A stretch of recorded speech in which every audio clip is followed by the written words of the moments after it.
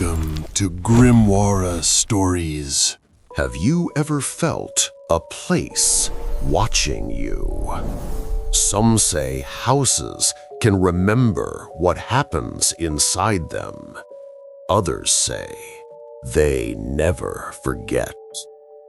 Tonight, we'll step inside one such house, where warmth dies, breath freezes, and whispers never stop. Welcome to the cold house on Willow Creek. In the quiet town of Milford, Pennsylvania, there's an old house that no one dares to live in anymore. Locals call it the cold house on Willow Creek. They say no fire burns warm inside it, no sound of life echoes there. But last winter, someone moved in. Evan Carter was a real estate photographer from Pittsburgh. He didn't believe in ghost stories.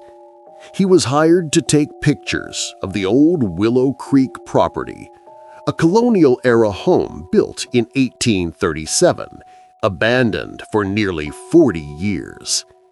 The kind of job most people would skip during the dead of winter. But not Evan. He needed the money and maybe the solitude. He pushed open the heavy door. It creaked slow, like it hadn't moved in decades. The smell hit him first: damp wood, mold, and something faintly metallic. He turned on his flashlight. Dust danced in the air like tiny ghosts. The house was cold, not winter cold, but death cold. Evan started downstairs. He wanted photos of the foundation, the basement. That's what clients always asked for. The stairs groaned beneath his boots. At the bottom, the concrete was cracked. He knelt to take a picture when he noticed it, a small door in the wall. No handle, just a slit big enough for someone to slide something through. He felt a strange pulse of cold air leak from it. His breath fogged up instantly. And then he heard it. A whisper. Just a single word. Stay. He froze. Maybe it was the wind. Maybe. He left the basement quickly, telling himself it was nothing. The snowstorm rolled in that evening. Roads were closed. Evan had no choice but to stay the night. He set up his sleeping bag in the living room near the cold fireplace. He tried to light a fire, but every time the match flared, it went out. 3 times. 4. By the 5th, the flame just died mid-air. He gave up. Outside, the wind howled like someone screaming far away. But what really woke him was the sound of footsteps upstairs. Slow, careful, one at a time. He called out, "Hello? Anyone there?" No answer. He went up, flashlight trembling in his hand. The hallway stretched long and narrow, wallpaper peeled like dry skin. One door at the end was half open. He pushed it. Inside, a child's bedroom, untouched by time, toys still on shelves, a wooden cradle. On the wall, the words written in chalk, "Don't wake her." Evan's breath came shallow. He took a step closer to the cradle. Inside, nothing. Just an old, ragged blanket. He reached out, lifting the blanket slightly. And underneath, there was a small human jawbone. Evan stumbled back, heart racing. He dropped his camera. The shutter clicked once on impact, and in that flash, he saw her, standing in the corner. A woman, pale, hair soaked, eyes hollow like deep water. She stared directly at him. The light flickered. When it came back, she was gone. He locked himself in the downstairs office, desperate for logic. There was an old desk covered with dust. Inside one drawer, a small leather diary. He read the words in the dim light. "My baby doesn't sleep. She cries when it's dark. I must keep her quiet. I must make her stay." The final entry was a single line. "The cold keeps her calm." And suddenly, Evan understood why no fire burned warm here. The house wanted it cold.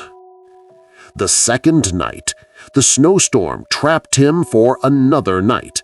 He barely slept. Every hour he'd hear it, the soft creak of the cradle upstairs. Back and forth, until near 3 a.m. the sound stopped and was replaced by soft crying. He couldn't take it. He climbed the stairs again. The door was wide open this time. The cradle rocked slowly on its own. He whispered, "Please stop." And then the crying stopped. The cradle stopped. Silence. Until a woman's voice, inches from his ear, whispered, "You woke her." He screamed and bolted down the stairs, but every door he tried was frozen shut.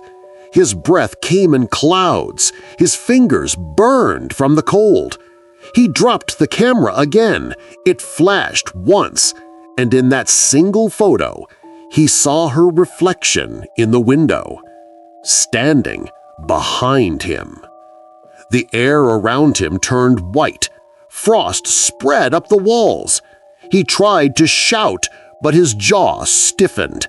His voice froze mid-breath.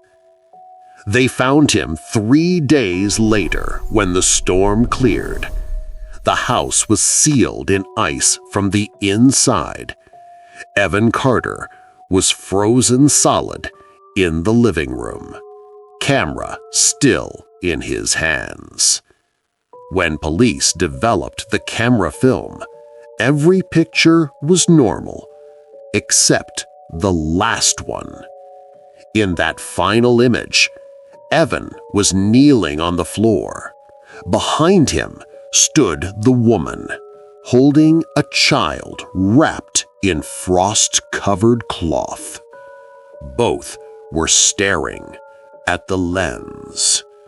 Slow, chilling breath. Experts called it a trick of light. Locals knew better. Because when they tore down the house years later, they found that same cradle buried beneath the floorboards, and inside, a second camera. Some houses remember what happened inside them. Some never let you leave.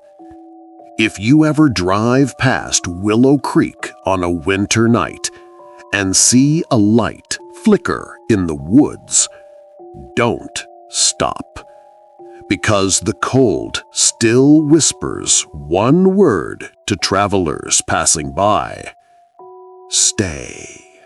Evan Carter never made it out of that house alive, and the next family who tried to move in lasted one single night. Some places are born cursed, others are made that way. Thank you for listening to The Cold House on Willow Creek.